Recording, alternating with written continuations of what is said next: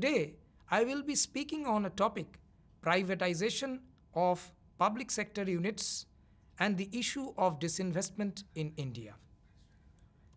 As we all know, the issue of disinvestment and privatization has long been a debated and discussed issue.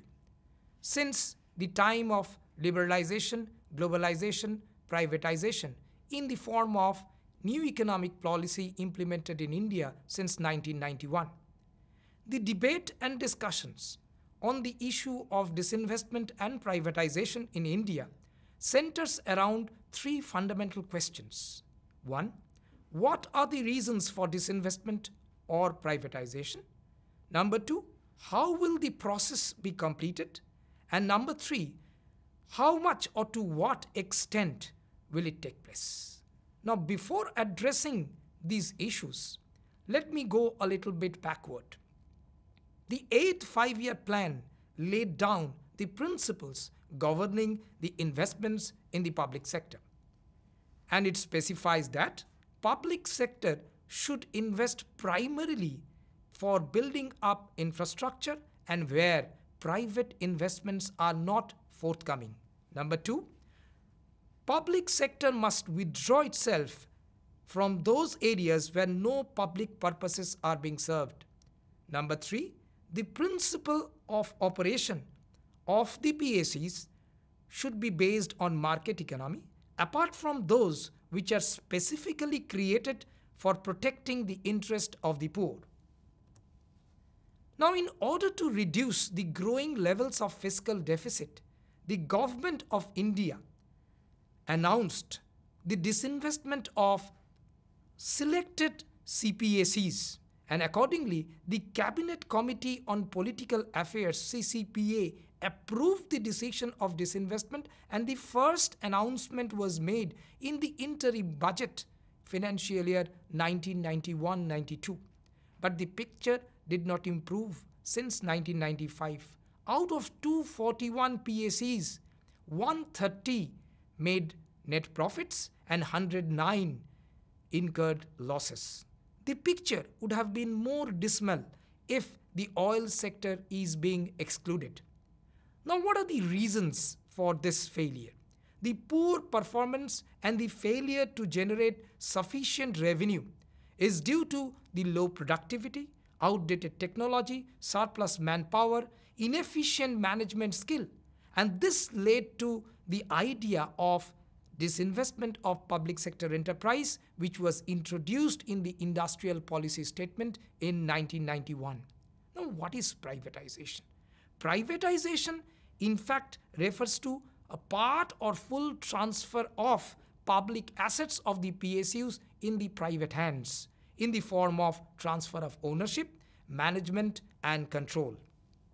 Now, after independence, the government of India adopted the Industrial Policy Resolution IPR 1956.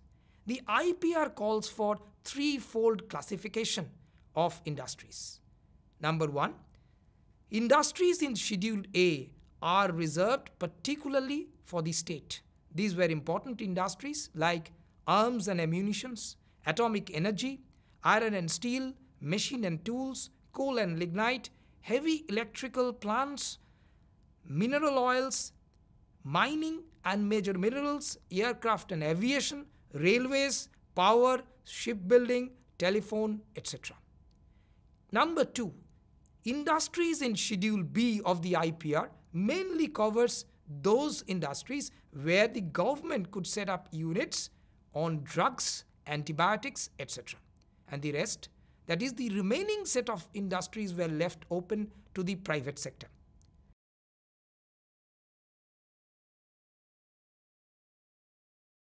Between 1965 and 1985, many private sector companies were nationalized by the acts of the parliament. Examples of such companies includes some of the petroleum sector CPSEs, for example, the Indian Oil Corporation Limited IOCL, the Bharat Petroleum Corporation Limited BPCL, Hindustan Petroleum Corporation Limited HPCL, etc. Though the reasons for the privatization may differ from case to case, but in most cases they were nationalized for the greater interest of the public. Now, by early 1980s, what was realized is these public sector firms were significantly operating below their capacities.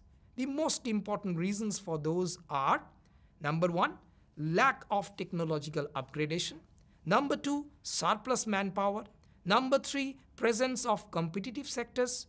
There was disincentive for fresh investments, inefficient project management, and high debt equity ratio. Among all these, overemployment, outdated technology were considered to be the two most important reasons. Now, looking at the growing challenges of these public sector firms, the government of India brought out a white paper on the public sector in March 1990. Later on, the Department of Public Enterprise (DPE) submitted a note on this white paper to the Cabinet Secretariat, and this note conveyed for the first time that the government's intention to divest in favor of shares in favor of the general public and employees, but resolved that they want to retain the public nature of the firm. Now, the note also specifies that closure or disinvestment of this public sector units shall be considered as the last option, where turnaround is impossible.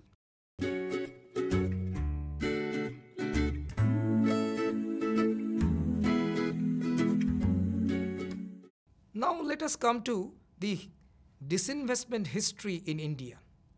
A survey on the existing literature permits us to analyze the history of disinvestment of PSEs in India into four broad phases depending upon different government regimes. The phases are: Phase 1, 1991 to 1999, Phase 2, 1999 to 2004, Phase 3, 2004 to 2014, and Phase 4, 2014 to 2020 and onwards. Let us start with Phase 1, that is 1991 to 1999. Now, Phase 1 can be regarded as the starting point of conceptualizing the idea of disinvestment in India. It is largely the result of the poor performance of the CPSEs, the fiscal and the balance of payments crisis that hit India in 1991. Now, the disinvestment of public sector enterprise was a part of the overall liberalization and globalization policy that was adopted in India. The Disinvestment Commission was set up to outline three fundamental things. Number one, what disinvestment would mean in India. Number two, which PSEs are to be selected for disinvestment, and how the process are to be carried out. This phase saw disinvestment through auctions of shares and two global depository receipts. Now, the series and sequence of events, major events in this period are as: in 1991, the first announcement was made in the interim budget about the disinvestment of shares of the CPSEs, and 58 CPSEs were identified. Rangarajan Committee was set up in 1992, and the National Renewal Fund was also developed to save the employees or to protect the employees from this shell of the PSUs. In 1994-95, the Public Accounts Committee submitted its report on disinvestment, and the Rangarajan Committee's report was implemented.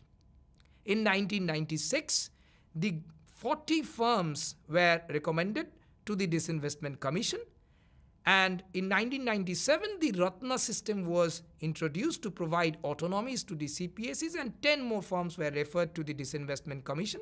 In 1999, the Disinvestment Commission submitted its final report, where 53 firms were recommended for disinvestment, and the Commission's term came to an end.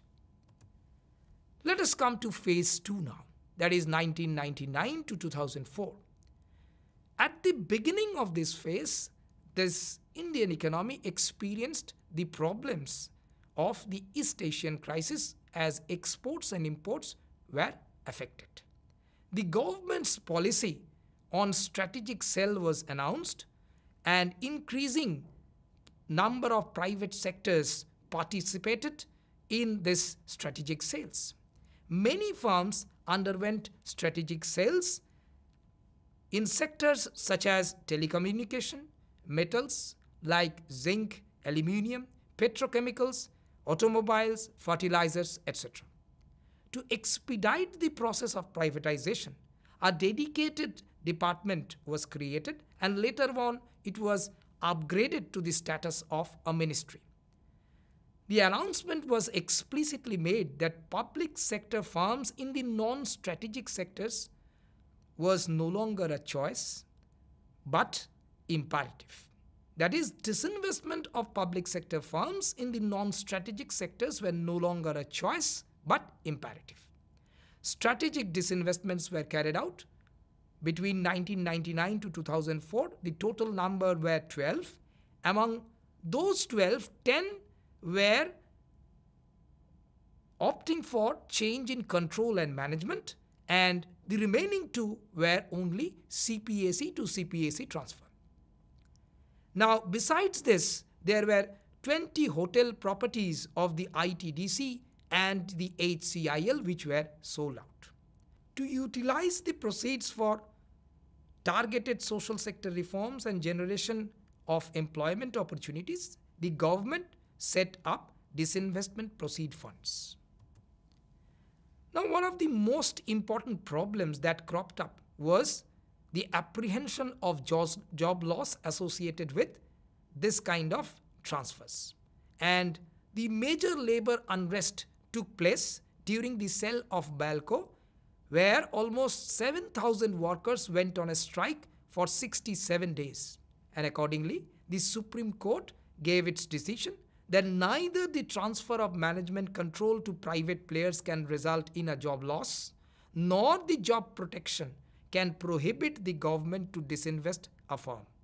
However, in order to continue this strategic deal, a contractual prohibition was imposed, and strategic partners could not retrench the workers for at least 1 year from the date of execution of the agreement unless certain conditions were met.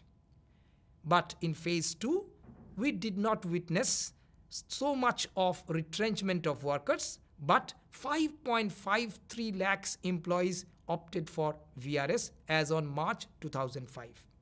One of the important points to be noted in phase 2 is this is the only phase in the history of disinvestment where privatization was carried out, and the Economic Survey 2019-20 pointed out that the productivity of this privatized firm significantly improved. That means this kind of things provide some kind of economic rationale behind privatization. Now, what are the time series of events here? In 1999, the Department of Disinvestment was created.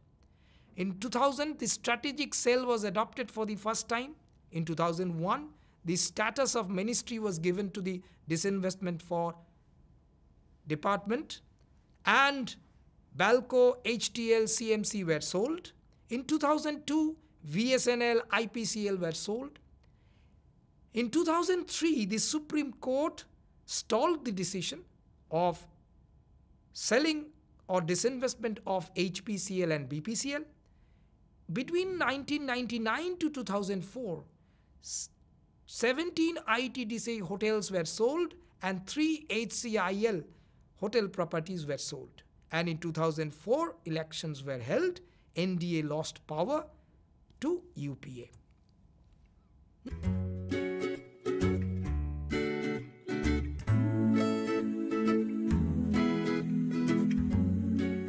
Now let us come to phase 3, that is 2004 to 2014. The most important feature of this phase was that it saw the revival of the policy retaining the autonomy and the public character of the CPAC. It was explicitly announced that disinvestment will take place on a case-to-case basis, and profit-making CPSEs will be retained under the public sector. Furthermore, the revenues that are earned from the disinvestment would be utilized for various social sector schemes under the central government. One of the goals of the government in this phase was to encourage the CPSEs to access the capital market, and so there were pivot towards minority stake sales. This resulted in two new methods of disinvestment. One, offer for sale through stocks exchanges, we call it OFS AC, and exchange traded funds, ETFS. There was also an increase in public offers during this period, and there were also buyback method of disinvestment being utilized in this period. Now, what are the time series of events here? In 2004, the UPA coalition came to power and the National Common Minimum Program was implemented. In 2005, the Bureau for Reconstruction of Public Sector Enterprise and the NIF National Investment Fund was being set up. In 2010, Coal India IPO, the biggest IPO sale in the history, took place. In 2012, offer for sale was introduced through stock exchange. And in 2013, the first issue of ETFS was undertaken. In 2014, the UPA government lost election and the NDA came to power. Now, in 2009, the government approved the OFS, that is offer for sale of shares through fresh issue or through a combination of both the methods. But later on, in 2012, the Security and Exchange Board of India, that is the SEBI, actually introduced this OFS through the stock exchange mechanism. The idea of ETF was also introduced by the Kelkar Fiscal Commission in 2012. They identified two important concerns for disinvestment. One, how to get the sell price right, and number two, how to reduce the risk for retail investors. There were 5 main objectives of disinvestment as had been pointed out by the Department of Disinvestment, Ministry of Finance, 2007. Number 1, profitable CPSEs would be given full managerial and commercial autonomy. Privatization would be considered on a case-to-case basis. Number 2, generally profit-making CPSEs and Navaratna CPSEs would not be privatized. They would remain within the public sector. Number 3, companies which are loss-making would be sold out or closed. Number 4, revenues from the privatization would be used for designated social sector schemes of the central government. And number 5, public sector companies would be encouraged to enter the capital markets. Now, the government promoted the retention of the public character of the CPSEs in 4 main ways. What are the 4 ways? Number 1, strategic sale, which was announced by the previous government, was called off. Now, figures say that strategic sale of 13 companies which were formally announced were called off in February 2005. Number 2, increasing investments in the CPSEs. Number 3, reducing the number of disinvestment transactions. And number 4, expanding the list of Navaratna, Miniratna companies and adding a new category, Maharatna companies, to its list. The National Investment Fund, NIF, was set up in December 2005, which will act as a reservoir of the funds that were collected from the privatization and would be used to support certain specific social sector programs.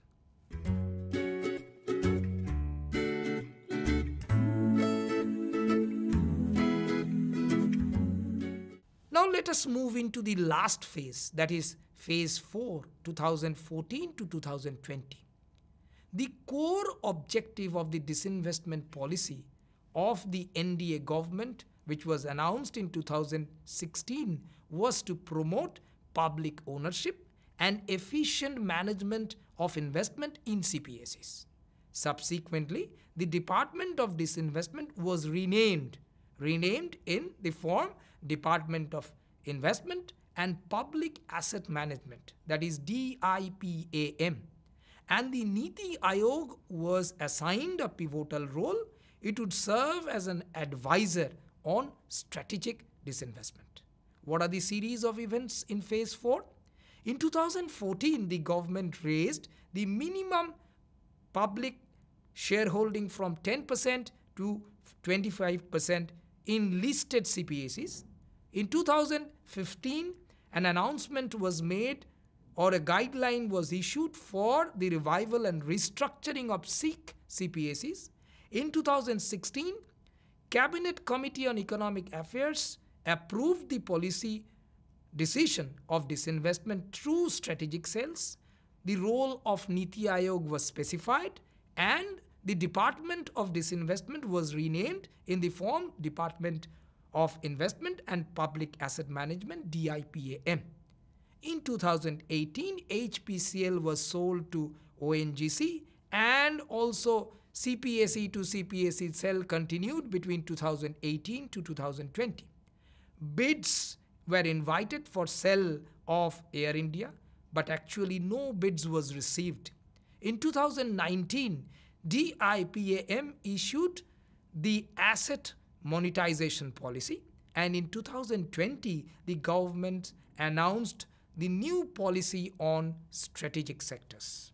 This phase witnessed 5 methods of disinvestment. 1. Compulsory buybacks. 2. Offer for sale through stock exchange, that is OFS AC. Number 3. CPSE to CPSE sale. And number 4. ETFS. And number 5. Public offers.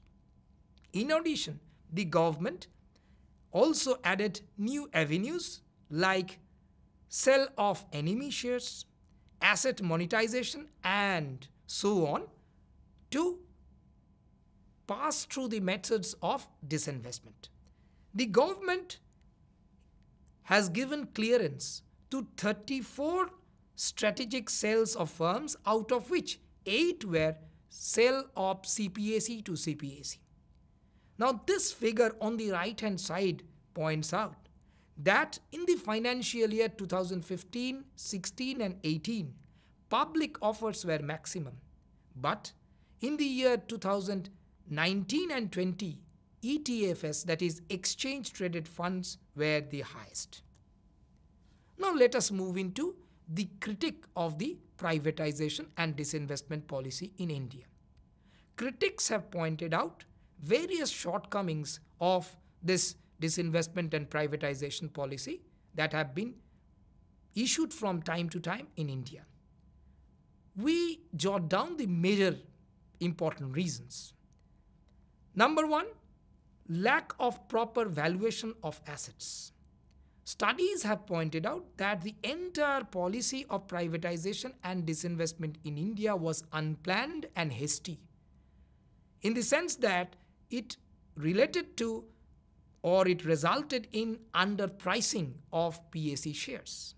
The techniques were responsible for lower realization of asset value. Number 2, PSEs should serve as an instrument of the government for achieving welfare objectives, but according to C.P. Chandrasekhar and J. Ghosh, this objective was not fulfilled, and this objective rather was ignored throughout the entire process of disinvestment and privatization. Number 3, the biggest attack or the biggest criticism came in the form of job loss and retrenchment of workers. Number 4, the competitive environment change from the public to the private hands should have brought allocative efficiency. But instead of bringing allocative efficiency, it has been criticized on the ground that it tried to promote private monopolies. So, it is the competitive environment rather than the change in ownership is supposed to enhance the allocative efficiency. Now, Lastly, we move on to a very recent phenomena that have taken place in recent times in the economy of India, and that is the privatization of Air India. Now, after 69 years, Air India returned to its founding father, the Tata Group. Why? Tata Group founder J.R.D. Tata had originally launched this airline in 1932 as the nation's first carrier flying between Karachi of undivided India and Bombay. Then what happened? In 1953, the Air India was nationalized, and after that, in next 4 decades, Air India remained the prized possession of India, controlling the majority of domestic airspace. With the opening up of the aviation sector to the private companies in 94-95, Air India gradually started losing its market share. As a part of the wider push towards privatization, in 2000-2001, the NDA government tried to sell 40% stake of Air India. Singapore Airlines and Tata Group showed interest in buying it, but due to vehement trade union opposition to privatization, Singapore Airlines walked out and the disinvestment plan got derailed.